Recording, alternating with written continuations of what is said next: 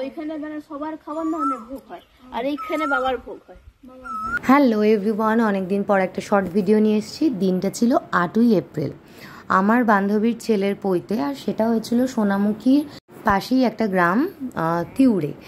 গ্রামের ভেতরটা এত সুন্দর, আমি এই পৈতে বাড়ির আগে একবারই গেছিলাম আর আমার ভীষণ ভালো লেগেছিল। আর মা মামুনি ফার্স্ট টাইম গেছিল, তাই ওদের এই জায়গাটা দেখাতে তো আনতেই হতো। এর পাশের যে বড় দিঘিটা দেখলে, ওটা তো দেখেই আমার ভীষণ ইচ্ছা করছিল যে একবার নেমে পড়ি। আর এই গ্রামটার এই যে জায়গাটার, এটার বিশেষত্ব হচ্ছে একই জায়গায় একটা দিক হচ্ছে সত্য নারায়ণের পুজো হয় এবং একদিকটা হচ্ছে সত্য পীরের পুজো হয়। এই জায়গাটা এত সুন্দর, সাথে কোকিলের ডাক, মানে একটা আলাদা রকম সৌন্দর্য লাগছিল।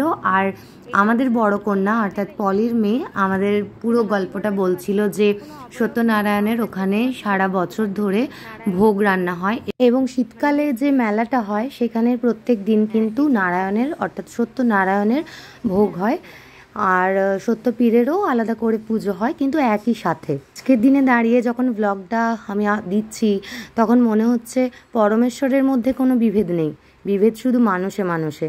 চারিদিকে যে হানাহানি দেখছি তা শুধু মানুষের সৃষ্টি করা, ঈশ্বরের নয়।